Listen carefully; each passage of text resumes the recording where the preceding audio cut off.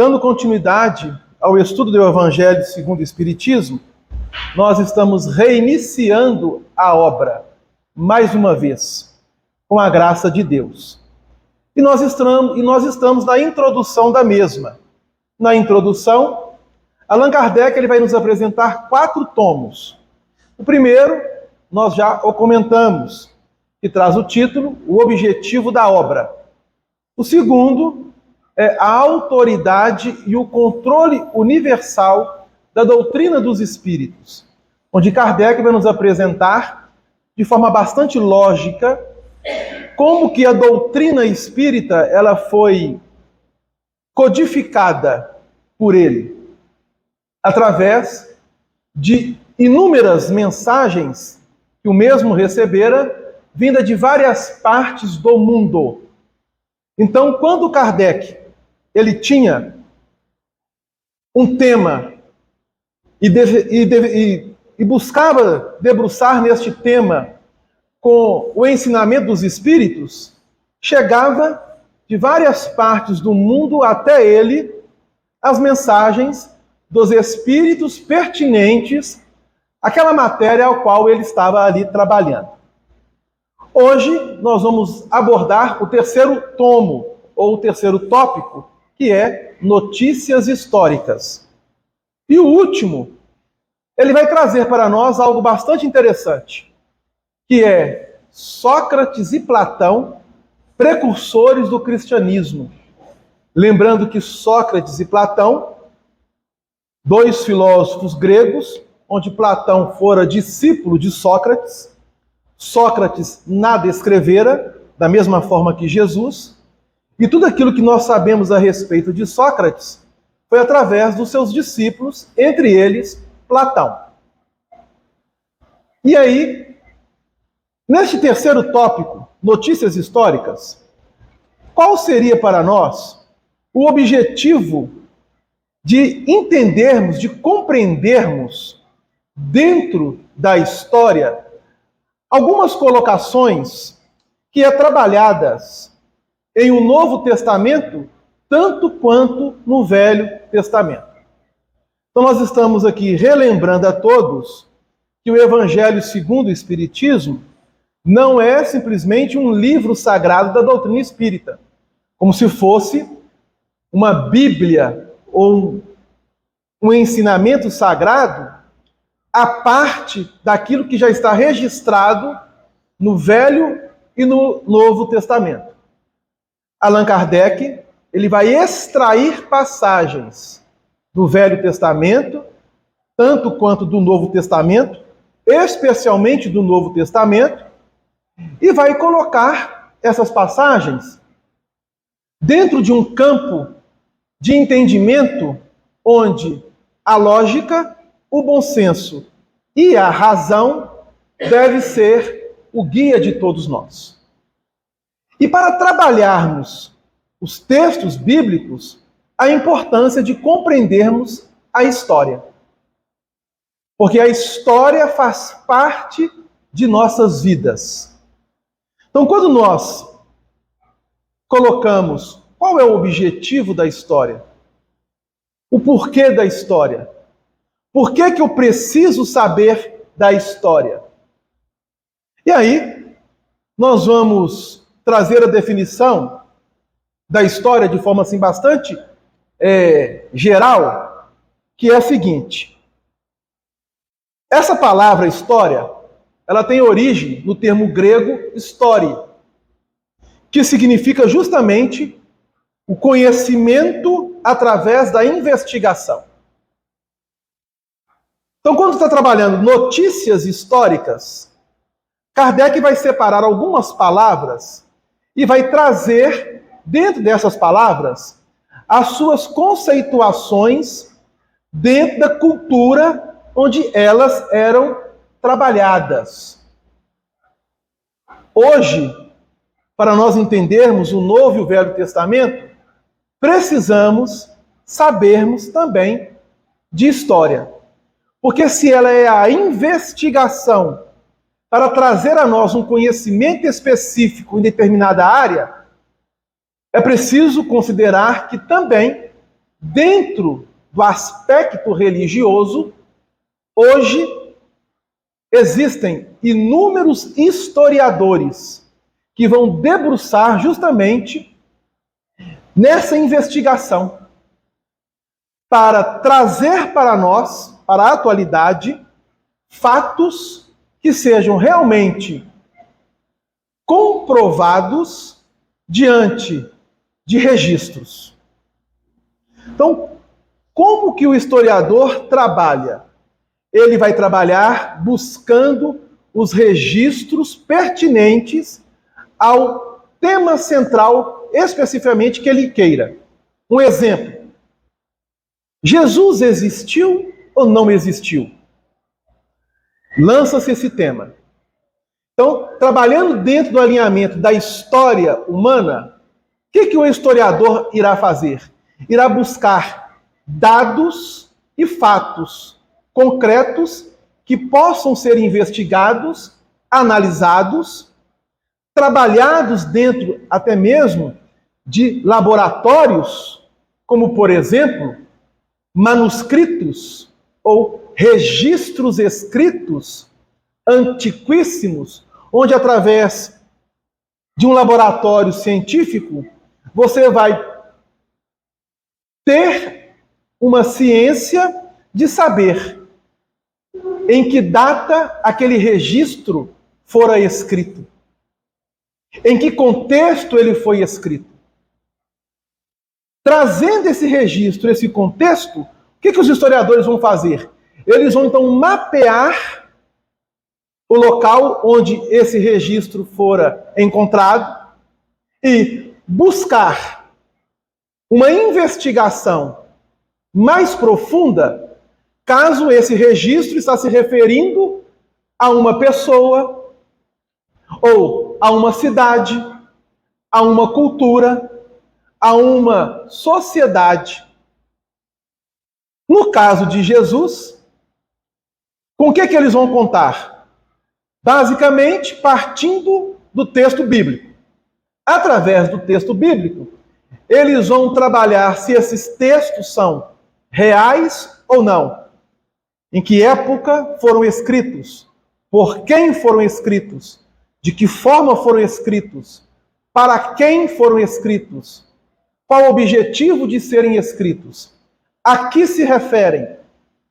A que contexto da história pelo qual o texto vai trazer para nós alguma referência? E dentro deste contexto e dessas referências, eles vão mapeando tudo aquilo que possa ser dados concretos para agregar, para somar as informações, as investigações, daí trazendo a público, à luz, se aquilo é um fato real, verdadeiro ou não. Então, eis o objetivo da história. Trabalhando dentro do aspecto religioso, hoje nós encontramos inúmeros historiadores, principalmente com os avanços tecnológicos e de grande parte de manuscritos que foram registros escritos, que podem ser escritos ou não, pois nós temos registros que não necessariamente são escritos, como, por exemplo, uma obra de arte. Em que época, em que ano, como que o artista fez aquela obra, que tipo de contexto. Pode ser também um utensílio, como, por exemplo, um objeto de prata, de ouro, de cobre, até mesmo uma moeda. Qualquer objeto que possa ser alvo de uma investigação séria para trazer à luz se aquele fato realmente é real ou não é real. Do ponto de vista da religião, o historiador ele vai direcionar ao estudo principalmente dos conjuntos, práticas, crenças, rituais e mitos a que as religiões realizam. Então eles debruçam sobre esses temas e vão trazer para nós luz na atualidade.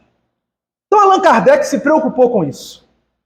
E é por isso que ele coloca na introdução do Evangelho segundo o Espiritismo, mostrando claramente a importância da contribuição do historiador, da história e da ciência histórica para comprovar aquilo que chegou até nós através, no caso, da Bíblia, o Novo e o Velho Testamento. E ele vai dizer assim: para bem compreender certas passagens dos evangelhos, é necessário conhecer o valor de muitas palavras que são frequentemente empregadas nos textos e que caracterizam o estado dos costumes e da sociedade, no caso aqui ele vai colocar judia, naquela época. Essas palavras, não tendo para nós o mesmo sentido, foram quase sempre mal interpretadas, gerando algumas incertezas. A compreensão da sua significação explica também o verdadeiro sentido de certas máximas que, à primeira vista, parecem estranhas. Então, por exemplo, às vezes você vai pegar um texto bíblico dentro de um capítulo, de um versículo que possa ser do Evangelho ou de um livro do Velho Testamento, e você vai deparar com certas colocações que você vai achar meio estranhas, para não dizer bizarras. E você acha isso muito estranho. Como que pode? Isso está escrito desta forma.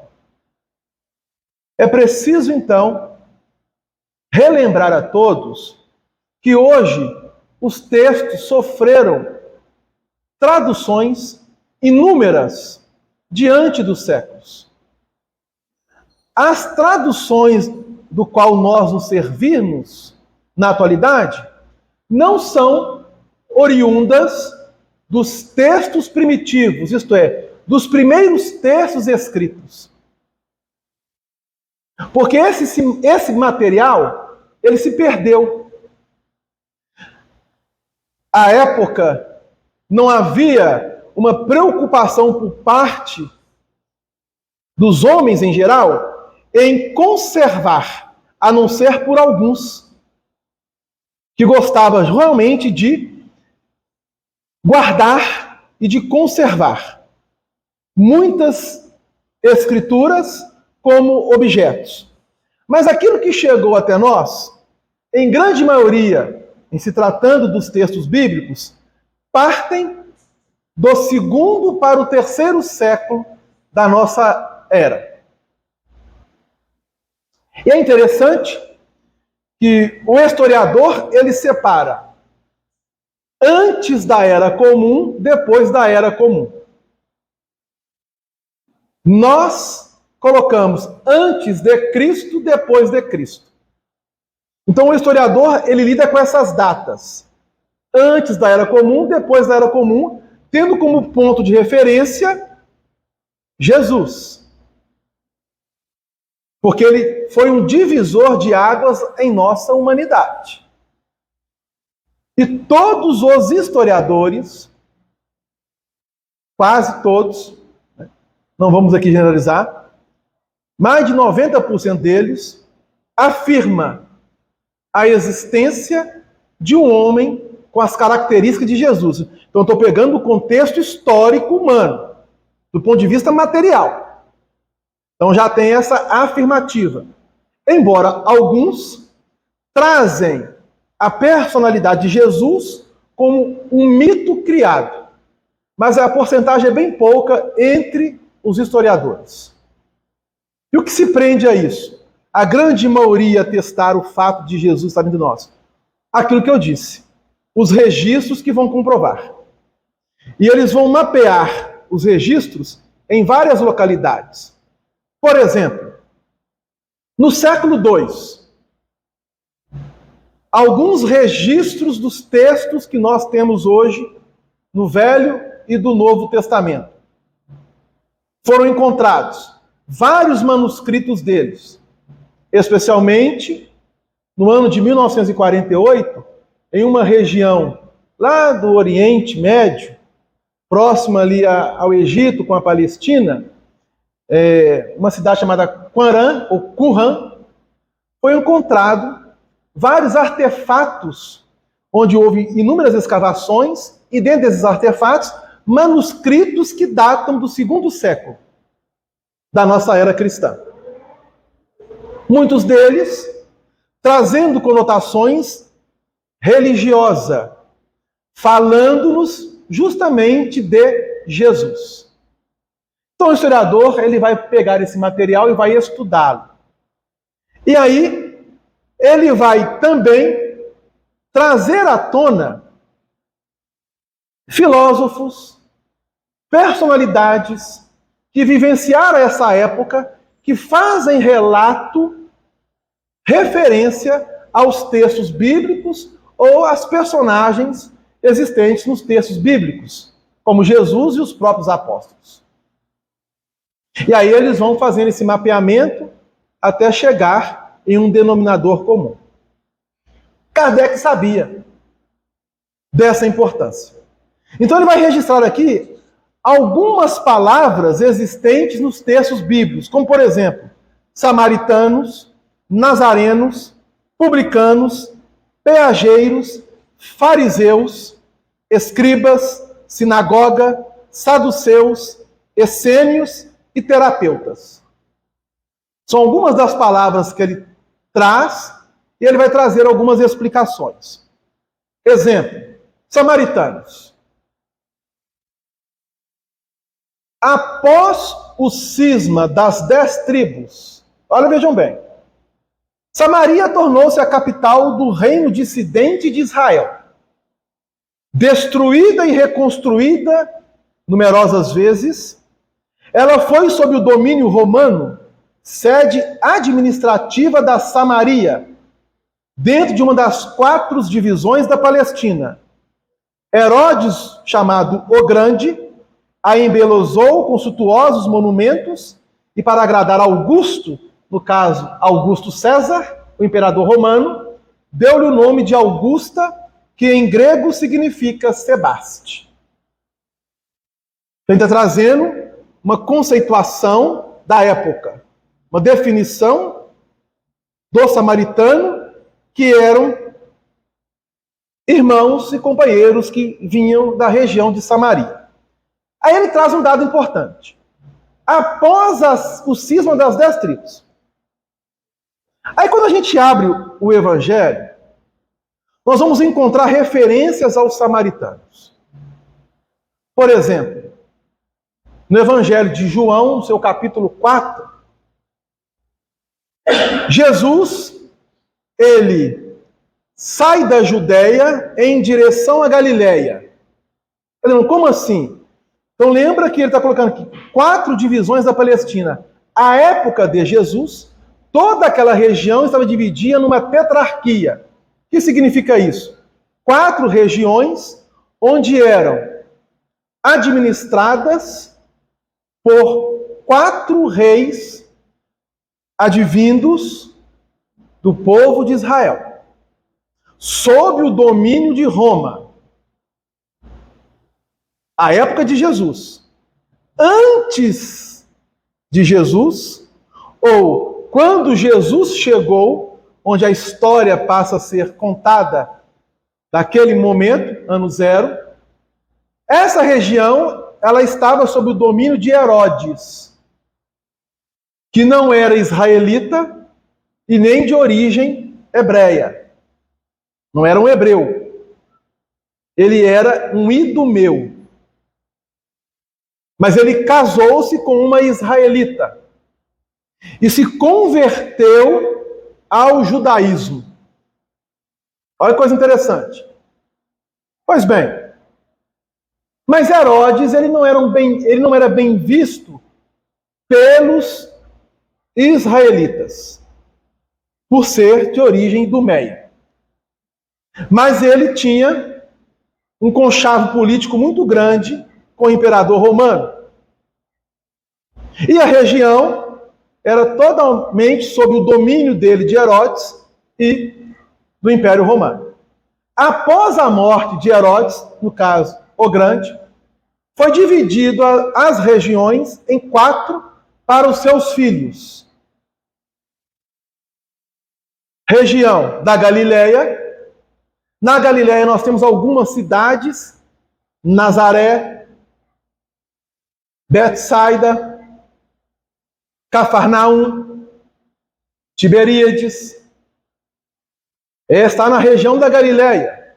Nós temos a região da Judéia, onde temos a cidade de Jerusalém, de Betânia.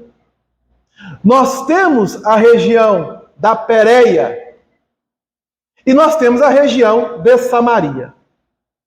Então, quando partia-se da Galileia para a Judéia, para as festividades que aconteciam no Templo de Jerusalém, onde era uma cultura do povo israelita, onde a grande maioria deles peregrinava até o templo para as festividades que aconteciam em Jerusalém, especificamente no templo. Eram inúmeras festas ao longo do ano e todo israelita pelo menos subia uma vez a Jerusalém. Então veja bem, subia a Jerusalém, porque era uma cidade, do ponto de vista geográfico, mais alta do que a Galiléia, Samaria e a Idumeia. Tanto é que quando Jesus narra-nos uma parábola registrada por Lucas, que é a parábola do samaritano, o que ele diz? Um homem descia de Jerusalém para Jericó. Jericó era uma cidade que ficava na fronteira de Jerusalém com Galiléia e Samaria. E era uma cidade, vamos dizer assim, de forma estratégica, porque havia um grande comércio nessa cidade, onde passava-se as mercadorias que eram redistribuídas para as cidades circunvizinhas. Então Jesus está trazendo, na imagem da parábola, justamente a ideia da descida de Jerusalém para Jericó. Por isso a importância de nós entendermos a cultura e o porquê daquilo que a história traz como registros.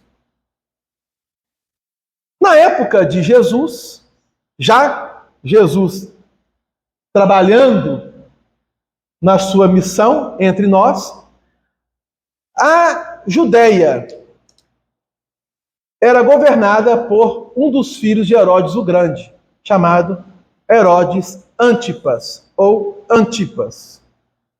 Então, quando você lê o texto bíblico, é preciso fazer essas diferenciações. Daí a importância de conhecermos um pouco da história. Mas Kardec traz aqui a cisma das 10 tribos. O que significa isso, Delan? Cisma das 10 tribos?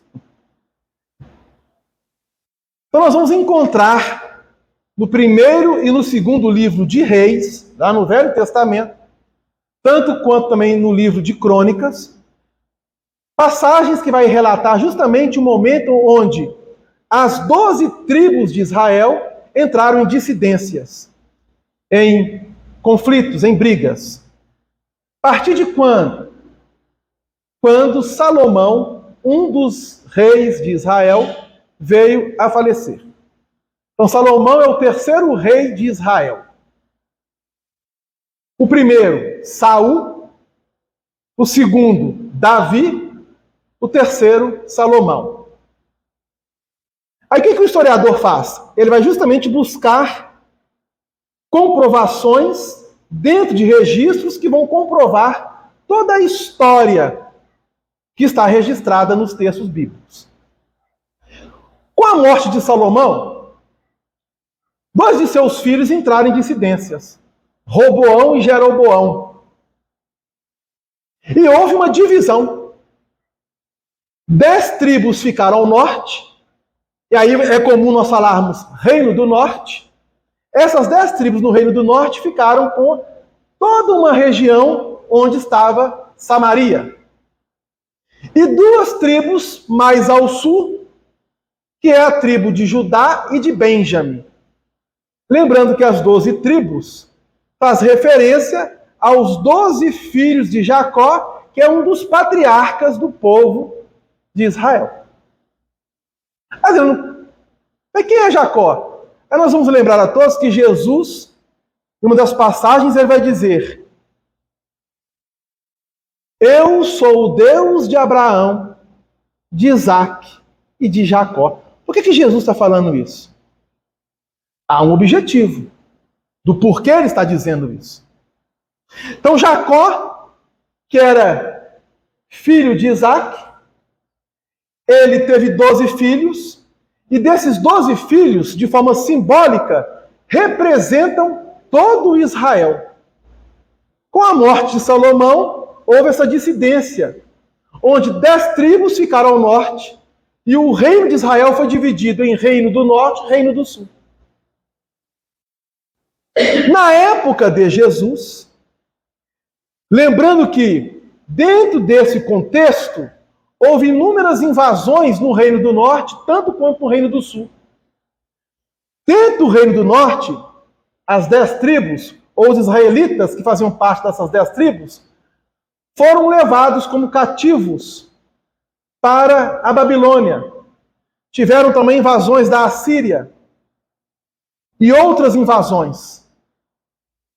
E aí nós vamos encontrar Jesus, de repente, no Evangelho de João, chegando na região de Sicar, de Samaria.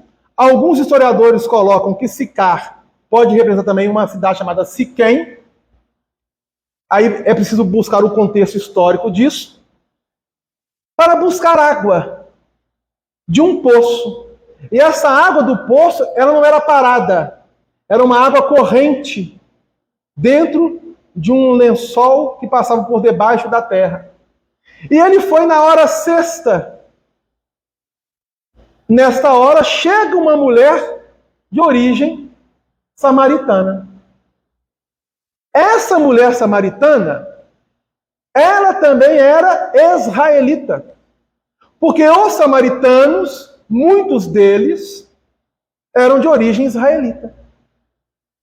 Só que, com as invasões que a Samaria teve, e as subjugações que o Reino do Norte teve, mais do que o Reino do Sul, muitos samaritanos começaram a se misturar.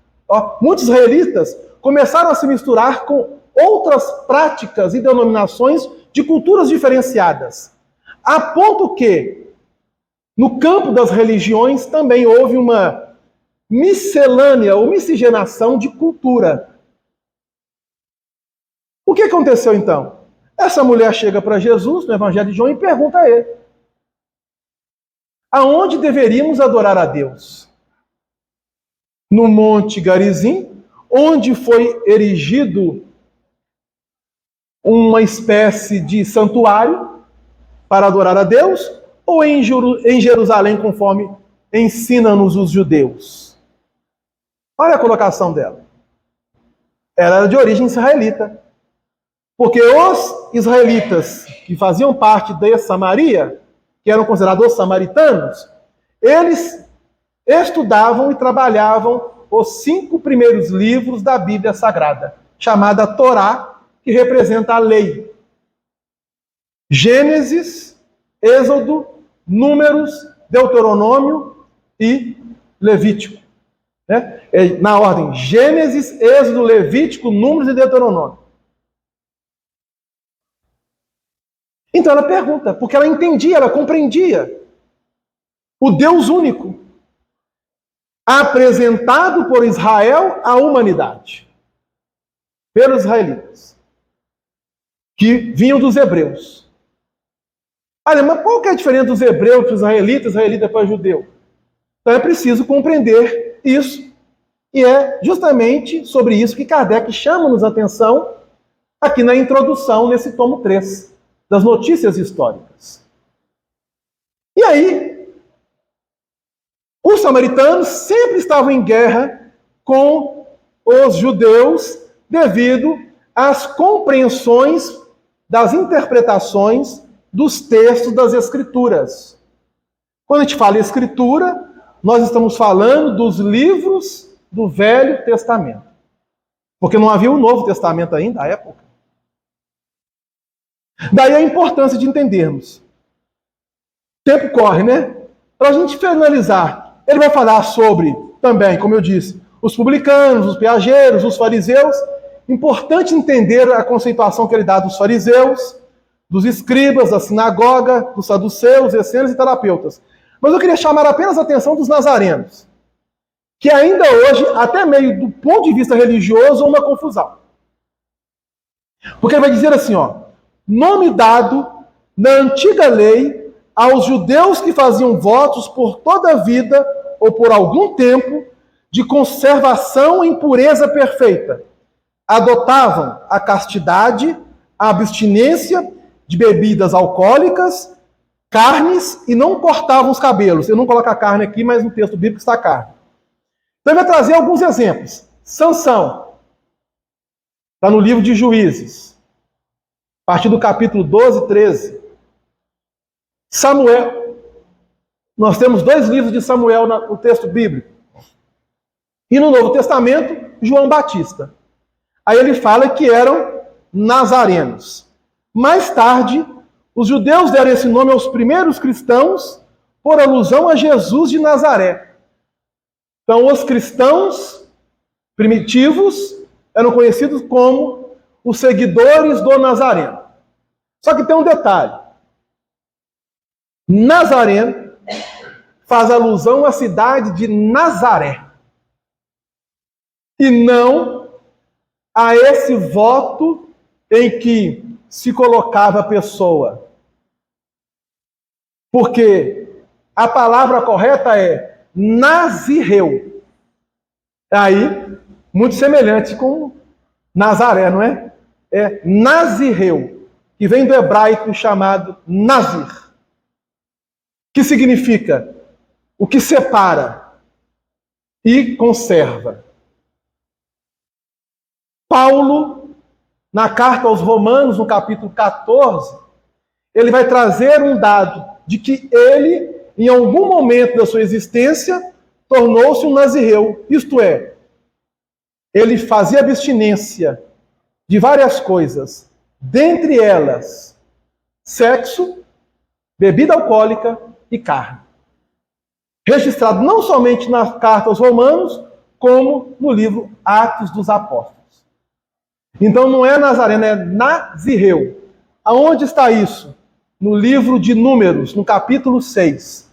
Chega em casa, abre o livro de Números, leia o capítulo 6, vai estar descrito justamente como que era feito esse voto. Aí, quando o Nazireu, ele entrava em contato com algum ser que precisava se purificar, ele necessitava passar por um ritual. O Emmanuel vai descrever um ritual que Paulo realizou no livro Paulo e Estevão, que aqueles preceitos ao qual ele foi submetido pelos doutores da lei e pelos sacerdotes do templo, está descrito no livro de Números, que era justamente 7 dias para realizar todo o preceito que deveria. E aí, deixava-se o cabelo crescer e para se purificar, fazia um corte aqui, como aquele corte que muitos sacerdotes religiosos hoje têm, especialmente alguns monges. Aquele corte aqui no cabelo, os nazireus faziam, como um voto de purificação. Mas o tempo urge, o tempo acabou. Então vejam bem a importância de estudar notícias históricas. Compreender a conceituação de cada palavra. E como que cada historiador vai trabalhar isso. E aí, chamamos a atenção. É preciso alinhar a história do ponto de vista material.